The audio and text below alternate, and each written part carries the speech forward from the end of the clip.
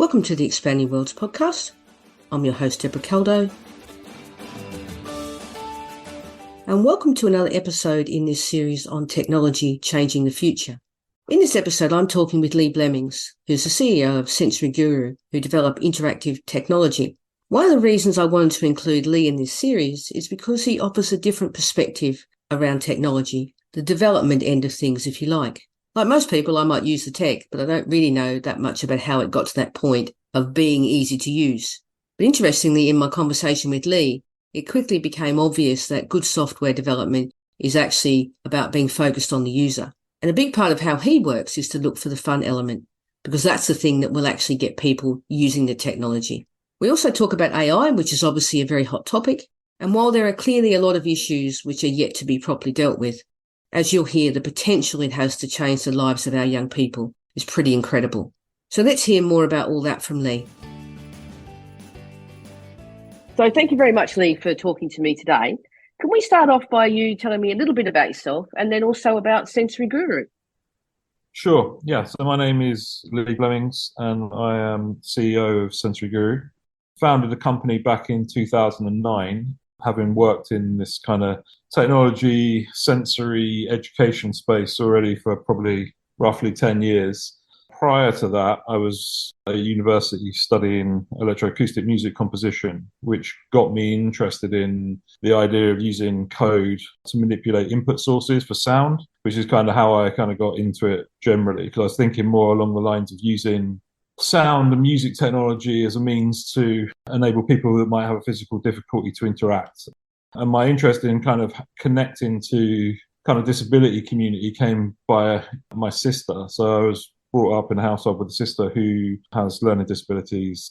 So it was like kind of growing up alongside a sister like that with the kind of various challenges she had that kind of seemed to be every day, so you kind of like just problem solve as you go. That's kind of the way it was. And then it was only when I got into my teens and things like that where it became apparent it's not necessarily the norm. That kind of gives you a different type of perspective. So I kind of have always been interested in the intersection of kind of like accessibility, technology, and how you can kind of bring those things together, not only just purely for like making people's life easier, but also for leisure, play, for facilitating play between people that wouldn't ordinarily be able to play. So if you take, for example, systems that we've created like Magic Carpet, where you get a user that moves on the surface and it responds to their movement. Because that simplicity of mechanism for interaction, it makes it easy for majority of people to be able to actually participate like that. And we see that system now being used in every single children's hospice in the UK through our partnership with the Lifelines charity to actually roll that technology out. And we hear back stories where you've got siblings, one who's typically developing sibling and one that might have some kind of physical disability combined with cognitive disability, who can now play together because there's a platform that actually supports and actually integrates that type of play. And that can even work for someone who's using eye gaze on a monitor, playing football with someone who's actually moving on the floor, moving a virtual ball back and forth. So you can kind of expand into that. So my interest has always been around the accessibility aspects should be sort of taken for granted. We should be trying to make the world more accessible. That's it. But it should also be more fun. It should be way more motivating. And then obviously it should actually support the development of learning as well as you go. So that's kind of my background, how it all links together.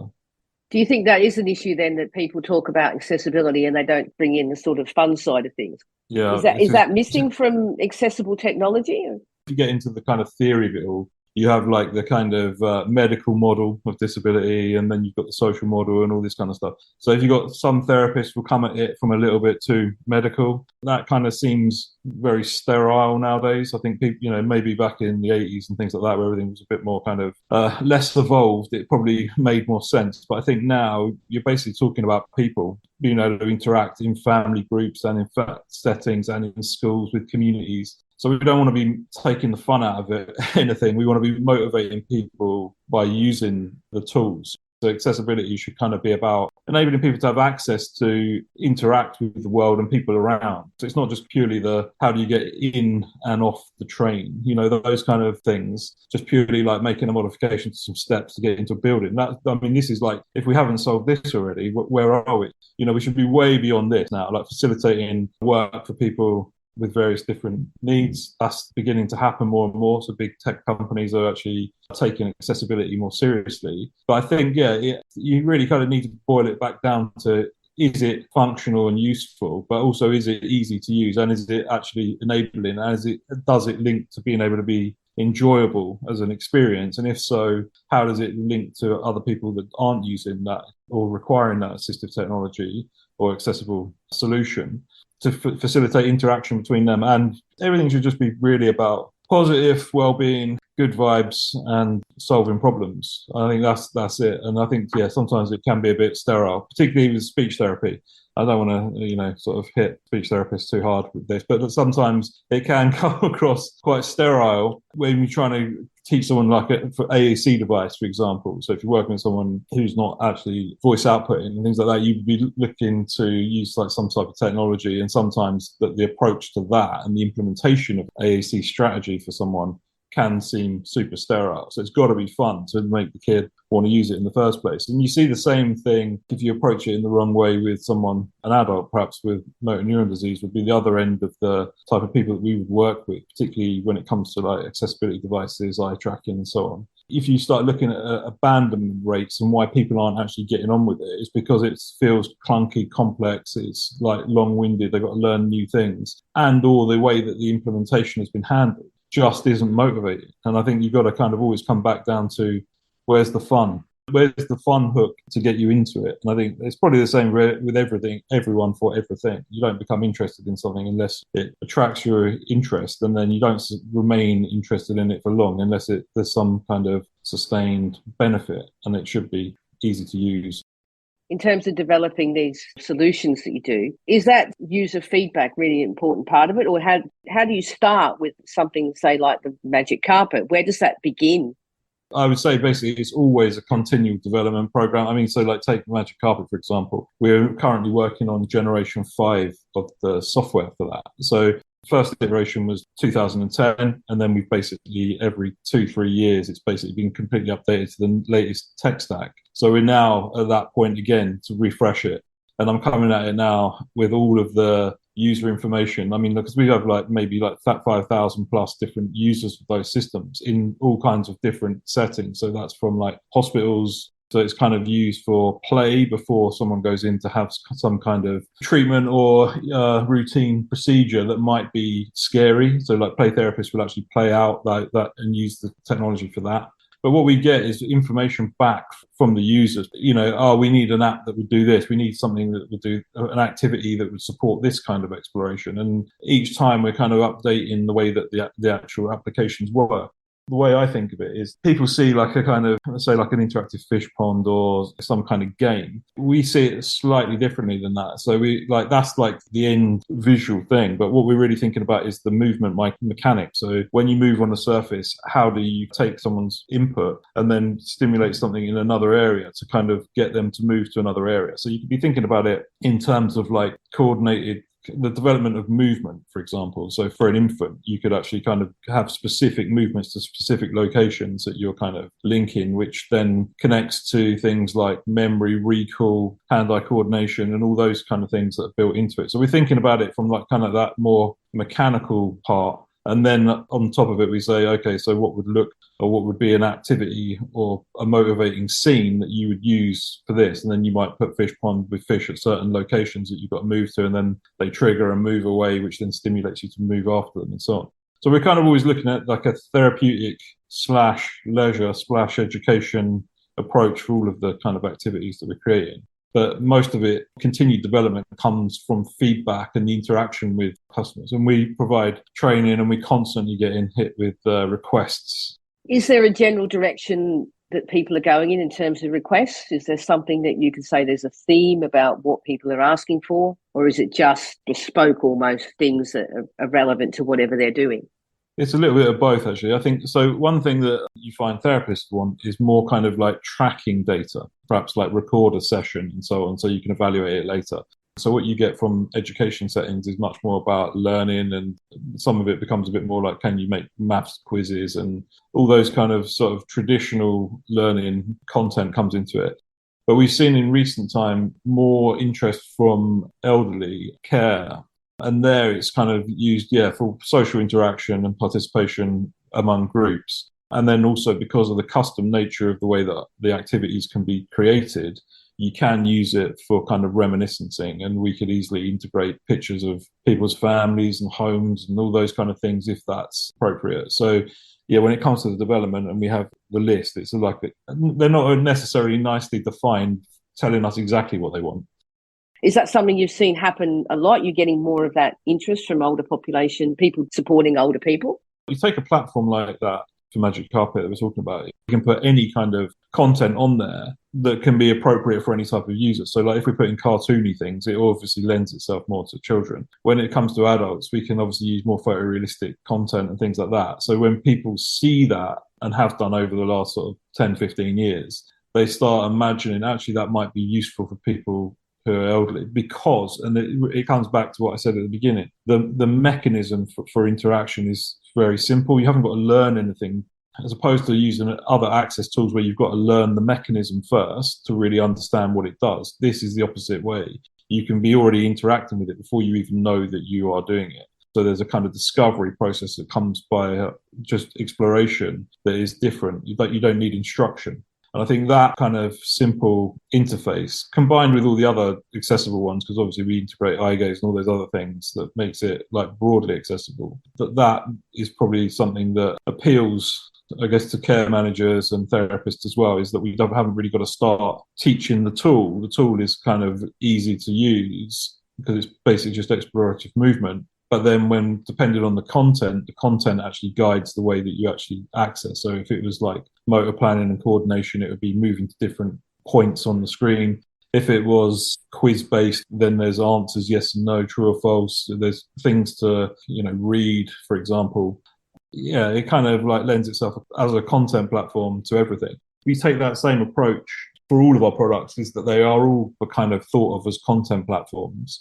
So even if I start talking about Magic Eye Effects for eye tracking, it has certain activities that are already pre-made. So we could be thinking about visual stimulation and getting people to look at different locations of the screen and do all of that analysis stuff I was talking about before. But we also have an editor function inside it. So people can think about their own kind of tests and so on, and they could put their own graphics in and create their own scenarios that don't have anything to do with specific content use case that we might have ever thought about. And I think having those type of tools when you've got a kind of complex user group is super important. Like you can't just have like an iPad app where everything's chewed for you and expect it to be kind of like working out the box for everyone, because it'll be like this contrast doesn't work and this object isn't moving, and they need it to move to stimulate the visual pathway so they can actually see it.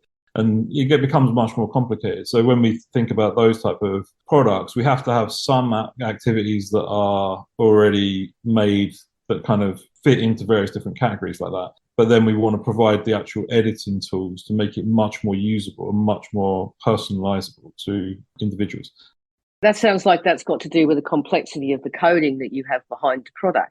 Yeah, well, it's probably easier to create a game that's kind of locked, and you have various access settings that you go into. And what we're looking at is we make that tool to be able to make your own games and activities. So we create the ones that are already made and ready to go. Magic Carpet has more than 500 different types of activities already made. But if you were working with someone who has cerebral vision impairment, and we don't know to what extent they're going to respond to certain type of content, and we want to be able to change the background, and we need to be able to change the asset, and we need to be able to make it bigger, and it should glow more, and it needs to, we didn't know that when we made it. So it's basically, if we provide the authoring tool and the platform for you to be able to do that yourself relatively easily, then it becomes way more useful. So just building a little bit on that, I guess, is that sort of coding and everything that you do around that, is that becoming easier with, dare I mention that the AI word, but is that becoming something that's having an impact on how you build your software and what you can do with it as well? Yes, absolutely. So obviously AI has been flying in the last, say, 8, 9 months, and a lot of the routine processes involved with creating code can now be actually facilitated by AI. So if there's certain things that we're working on, you can get the AI to actually generate code blocks and things like that if you know how to prompt it in the right way. it doesn't always work. That's why you obviously need to know what you're doing to then take that and then modify it as you need to. But yeah, obviously in terms of productivity gains for some of the developers that we know and work with, you're seeing like 80% increase in productivity, and it will get better and better and better. So we know like in the next few years, it will be quite impressive to be able to see about prompting accessibility functions that could be executed straight away that would actually be coming from a text prompt. So I want an app that's going to do X, Y, Z, and it needs to do this, and the fonts need to be that, and it has to do this, and it should take information from here, and then it actually creates you something that is actually almost something you can run immediately. Obviously, we're moving to a situation where things are going to go like that. I think right now it's a bit early. What you're going to see though is a kind of democratization of the development process of software products, which means that more people can actually make things using AI tools. I can't imagine it would be difficult to make things like screen readers and any sort of tool that you would want to make. And that would be more bespoke then. So some of the smart home tech, I'm thinking the impact that might have on that. The key thing for smart home and the key thing for AI in general is ChatGPT and things like that is more or less a prediction algorithm. So it's not going to be that is the thing that's going to crack AI. What's going to crack AI is when it can actually sense the environment. So more input sensors, more cameras, more, because obviously now you're getting good algorithms to actually evaluate what is seen in a real-time video scene. So it's understanding when it can actually take input from its surroundings and actually understand it, which it cannot do at the moment effectively. But when it can do that, then it would know what it's looking at. It would know what dangerous looks like. It would know what someone who's having a seizure looks like. It would know all the kinds of things. And then it would be able to react and respond and interact in a way that is like super useful. So in a home kind of environment, as that technology evolves, the sensor type based input systems that AI will use to evaluate the data will become critical for home environments and hospitals and monitoring people and patients. And you can imagine it being used everywhere. So that's the thing. And then obviously the next part of that then takes AI to the next level is when it can actually have its own agency. So it actually understands what's going on around and it understands its role in understanding what's going around. And then it can then have some degree of autonomy over what it does and things like that. This is where all the ethics and safeguarding comes in and, like what's to stop the AI turning off the life support machine, all this kind of stuff if it goes rogue. And so you're going to see the next few years, this ethics thing that's already big in the AI community is going to get bigger and bigger with regulation and where it can be used and how it's going to be used and so on. But in general, in the next 10 years, you could definitely see that you would have smart homes that are completely AI controlled and integrated with all of those safety mechanisms in there. So I'm just like, take the bad out of it and just think only the good. Then we're thinking about people being able to be supported in their own home for longer, because you could use AI prompts to move things around. You could be sending messages to people based on certain behaviors, all kinds of things like that. That's more than what you would get now. Now you can get movement, someone's moved, something's happened, someone's had a fall, basic information, but you're not really kind of getting enough. Whereas if you're contextually aware of what's going on in the environment, then that AI is like super useful. It's definitely a very exciting time to be around, particularly in the accessibility area and particularly in like smart home. I mean, like if you think about policy and things like that as it relates to aging population and healthcare and things like that, AI has serious good benefits for that, which ultimately will end up reducing costs and things like that. And the impact on the labour force, there's a lot of benefits that it can have if they get it right. But yeah, on the optimistic end, I don't think it's going to necessarily like take over humanity, turn into the Terminator, and that's possibly taking it to the extreme. If you let the militaries run amok with it, then that probably would happen. But that's why you need the legislative process to kick in with some guidelines and things like that, and then try and get them broadly signed up to globally. So that's where I see it going, and I think that's a good direction. Thanks for listening. Hopefully this gave you some insights into the behind the scenes of developing technology, and also into the impact that AI will hopefully have on the future lives of our children. In the next episode, I'll be talking more about the use of technology and particularly the impact it has on supporting people to live more independent lives. If you enjoyed the episode, then please feel free to leave a review wherever you listen to your podcast. If you'd like to get in contact with me, give me any feedback, suggest people that might be great guests for the podcast, then you can email me, Deborah@expandingworlds.com, or you can find me online at Deborah Caldo.